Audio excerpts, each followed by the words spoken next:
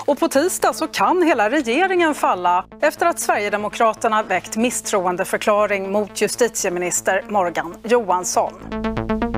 En vilde dominerar svensk politik i ett säkerhetspolitiskt känsligt skede. Är detta resultatet av en oansvarig misstroendeförklaring? Eller är det en konsekvens av att regeringen självständigt ingått problematiska avtal med sagda vilde? Meningarna går isär beroende på om du frågar regeringen, oppositionen eller vilden själv. Jag heter Henrik Jönsson och jag är en oberoende libertariansk entreprenör och samhällsdebattör. Vad är egentligen en politisk vilde? Hur har så mycket makt kunnat koncentreras i en enda person? Och vad händer med ett land om dess regering försöker köpa sig makt genom problematiska avtal? Dessa frågor tar jag upp i veckans video om vänstervilden. Jag är själv en slags kommunikativ vilde, dock helt utan avtal. Min fortsatta videoproduktion är därför helt beroende av att du som tittar frivilligt väljer att stötta mig via något av betalningsalternativen här ute till vänster. Så ett stort tack till alla er vildbasare som fortsätter att hålla denna kanal vid liv. Är du ny här på kanalen så kan du dessutom med fördel prenumerera här nedanför. Se även till och klicka på den där vildsinta klockikonen, men prenumerera framförallt på mitt kostnadsfria veckobrev som finns länkat i videons beskrivning, så missar du garanterat aldrig när jag släpper nya filmer. Vilket jag gör med vild frenesi varenda lördagsmorgon klockan 08:00 svensk tid. Idag pratar jag om val, vågmästare och om vildar. Häng med!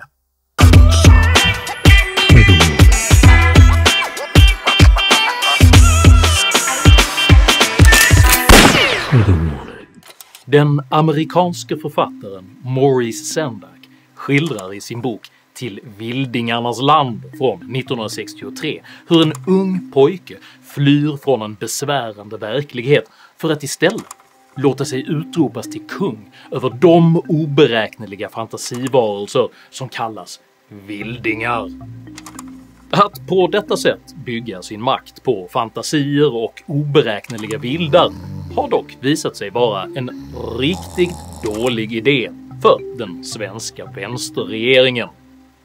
Omedelbart efter maktövertagandet 2014 störtades vänsterregeringen i kris eftersom dess budget saknade stöd i riksdagen. Ja, det är en ovanlig situation i svensk riksdag därför att vi har ett av partierna, Sverigedemokraterna, som har gjort riksdagen till sin egen lekstuga, och det är allvarligt. Dåvarande statsminister Stefan Löfven hotade på grund av detta att utlysa extraval, vilket forcerade fram den nu ökända decemberöverenskommelsen, vilken kollapsade endast 9 månader senare.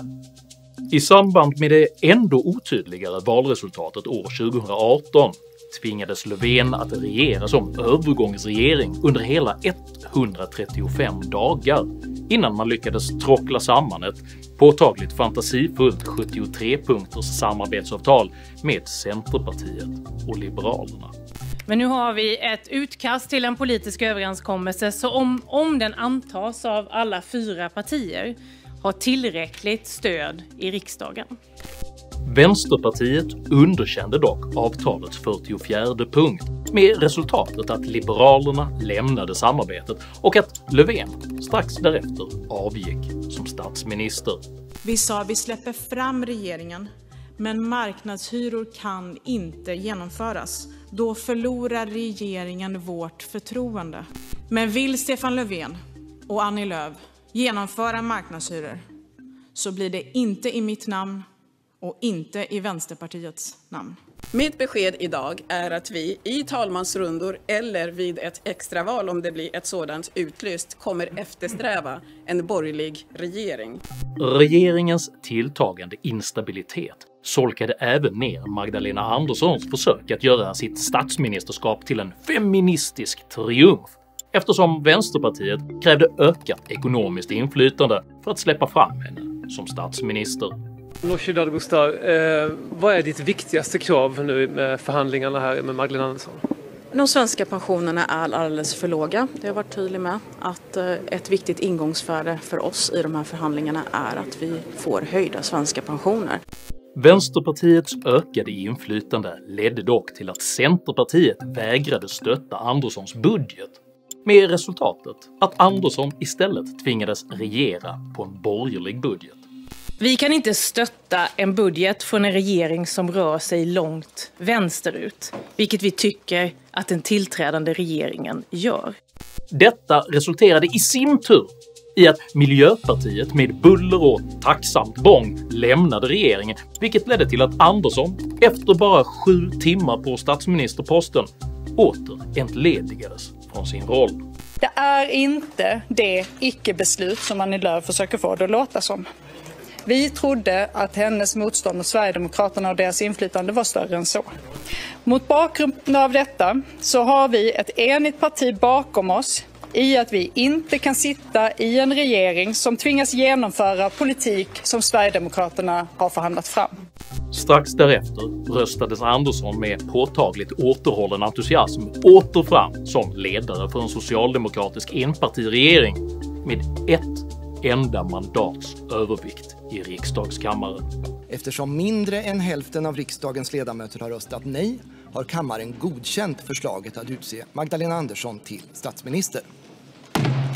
Detta enda mandat utgörs av vänstervilden Amineh Kakabaveh.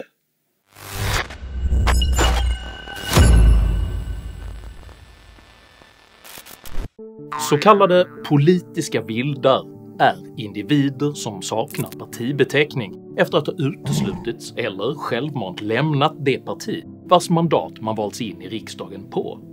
Förekomsten av vildar beror på att riksdagens oberoende lagar skyddar riksdagsledamöter från att tvingas dela sina partiers åsikter. Den politiska vilden Amineh Kakabaveh uteslöts ur Vänsterpartiet 2019 och åtnjuter på grund av det historiskt ansträngda parlamentariska läget därför en enmans vågmästarroll. Tack vare denna vågmästarroll kunde Kakabaveh under 2021 först framförhandla ett personligt 9-punktersprogram med Morgan Johansson i utbyte mot att hon släppte tillbaka den misstroendeförklarade Stefan Löfven till statsministerposten.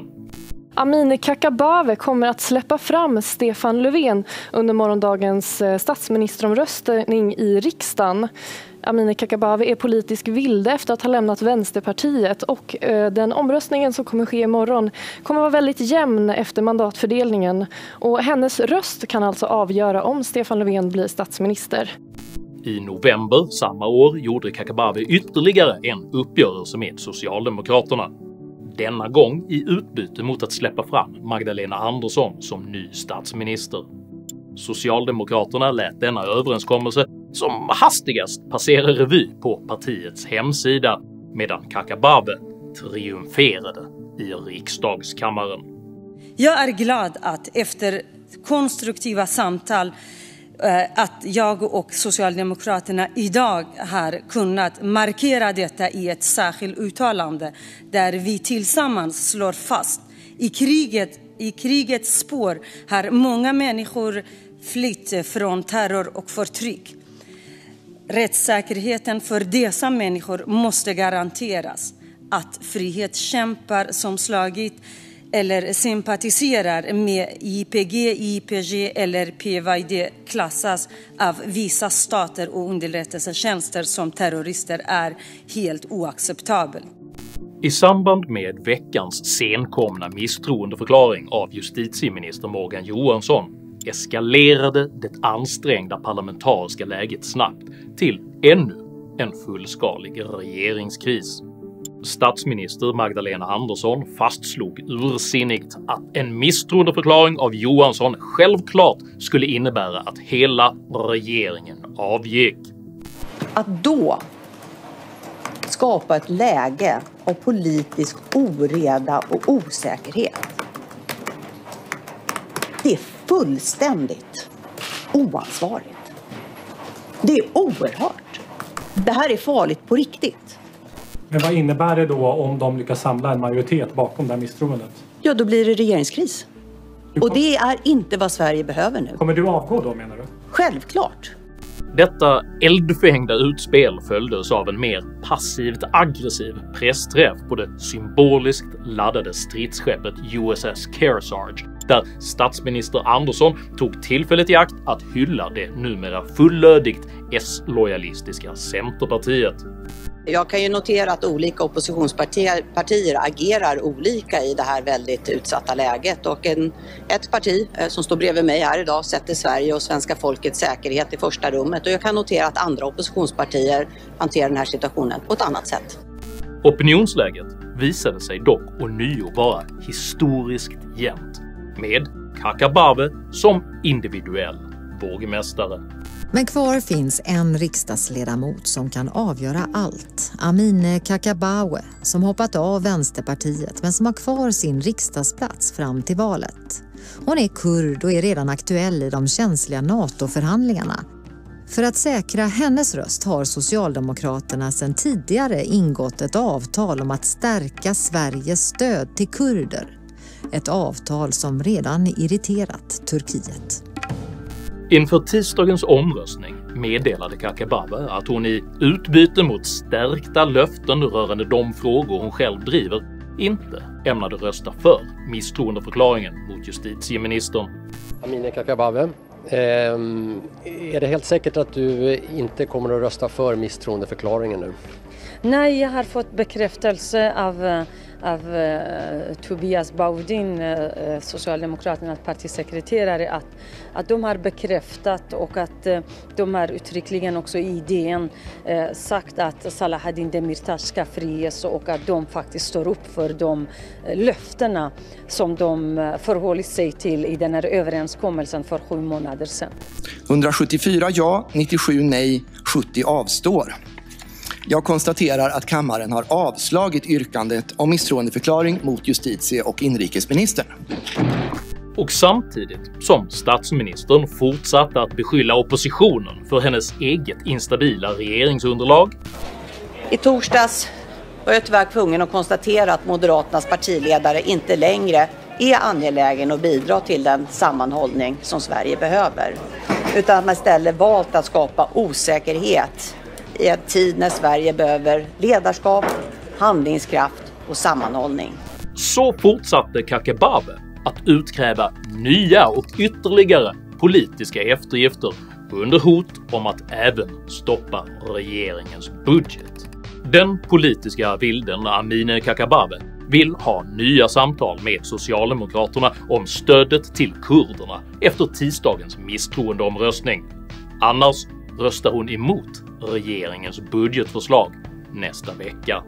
Exakt, det har jag sagt och det består. Hälsar Kakabaveh.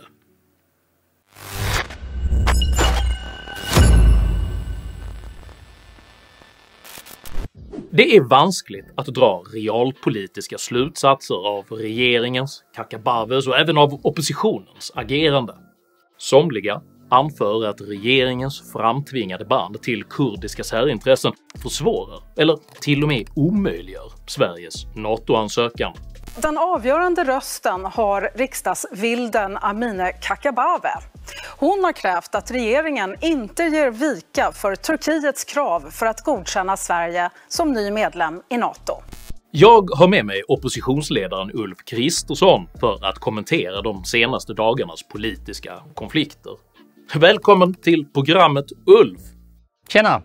Om vi börjar med själva ursprungskonflikten, varför riktade ni en misstroendeförklaring mot Morgan Johansson?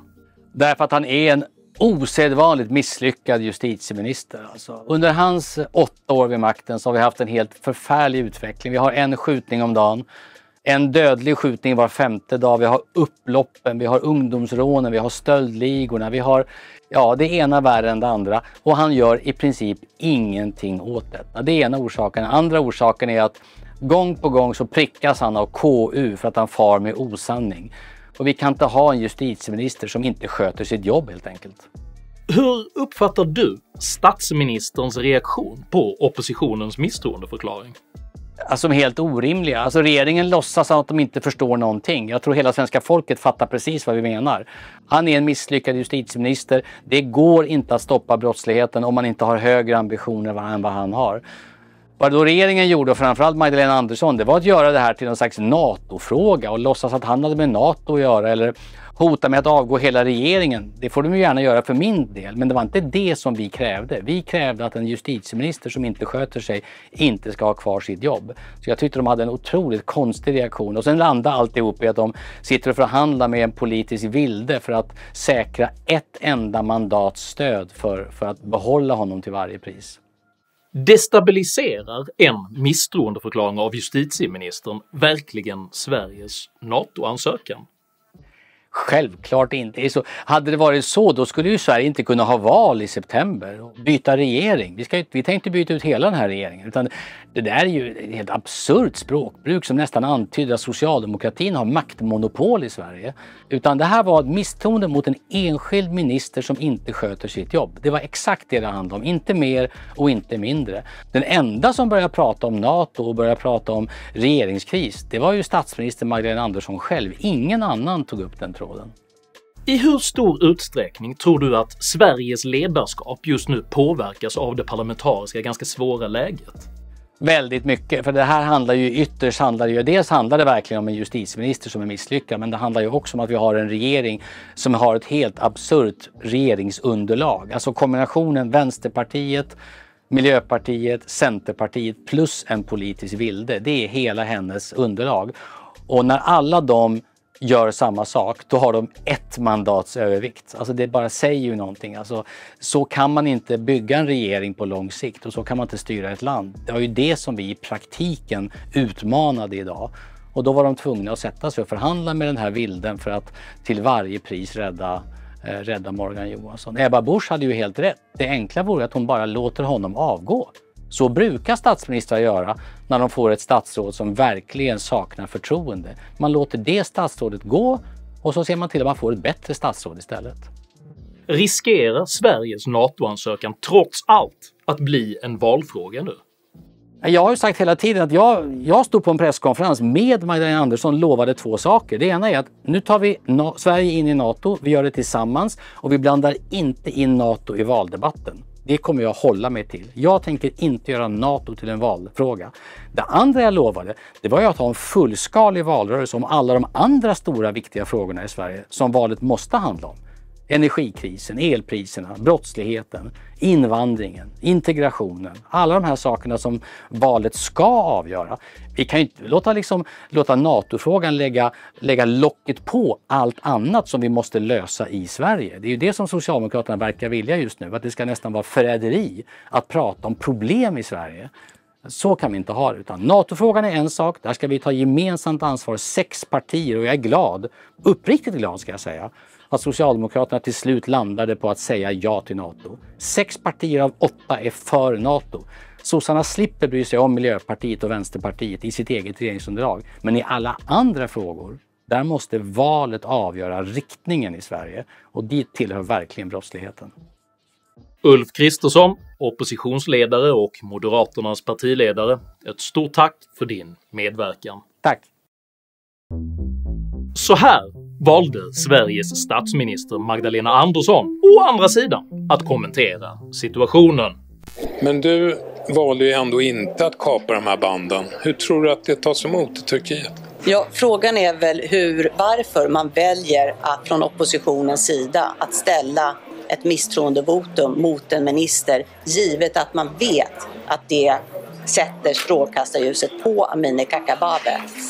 Sveriges statsminister fräser alltså i direktsänd TV att oppositionen är oansvarig som drar uppmärksamheten till ett säkerhetspolitiskt problematiskt avtal som hon själv har ingått. Oops. Det är Socialdemokraterna som är ansvariga för avtalet med Kakabaveh. Det är Socialdemokraterna som fortsätter att ge Kakabaveh eftergifter och det är Socialdemokraternas regeringsmakt som är beroende av avtalet med Kakabaveh. Att angripa andra för att dra uppmärksamheten till problematiska beslut man själv har fattat är lika absurt som att anklaga sin granne för att skapa dålig stämning när han ertappat en i sängkammaren med hans fru. Ingen skugga bör dock falla över Kakabaveh själv, som vare sig politiker eller person. Tvärtom spelar hon utifrån sin egen ideologiska horisont sina maktpolitiska kort på ett synnerligen effektivt sätt. Det i sanning klandervärda är när politiska partier överordnar sina egna maktambitioner rikets välgång. Att försöka bygga en maktbas på ett samarbete med både vänsterpartister, miljöpartister och centerpartister innebär inte bara att man blir ideologiskt och politiskt impotent, utan även att man gör sig själv helt beroende av just den politiska vilde, vars personliga politiska agenda just nu äventyrar hela Sveriges NATO-ansökan. Resultatet av denna Frankensteins regering riskerar alltså att bli att Sverige behåller en historiskt usel justitieminister, att Sverige misslyckas med sitt vitala NATO-medlemskap och att Sverige skänker ett kurdiskt särintresse beslutsmakten över hela Sveriges säkerhetspolitiska framtid. Även Sändags berättelse om Vildingarnas land slutar med en panikartad flykt efter att rikets invånare inser sig vara bedragna av en otillbörlig härskare. Låt oss hoppas att Sveriges befolkning kan uppbåda ett omdöme som åtminstone motsvarar en barnboks. Tycker du det är bättre att den representativa demokratin tillåts vara just representativ än att regeringen istället försöker köpa sig makt genom säkerhetspolitiskt problematiska uppgörelser med enskilda individer och vildar? I så fall tycker jag att du ska dela den här videon med dina vänner och varför inte prenumerera på min YouTube-kanal när du ändå är i farten. Vill du vara med och diskutera Sveriges ständiga regeringskriser i kommentarsfältet här nedanför? Utmärkt! Jag uppskattar verkligen all respektfull kommunikation, men tänk på att alltid vara artig. Jag tolererar inte aggression, personpåhopp eller rasism i mina idédrivna kommentarsfält, och jag vill inte se några vulgariteter riktade mot partiföreträdare oavsett hur frustrerande de ibland kan vara att lyssna på. Tack för att du som kommenterar respekterar detta. Jag heter Henrik Jönsson och jag tror på folket i högre grad än på politiker. Tack för mig och tack för att ni har lyssnat.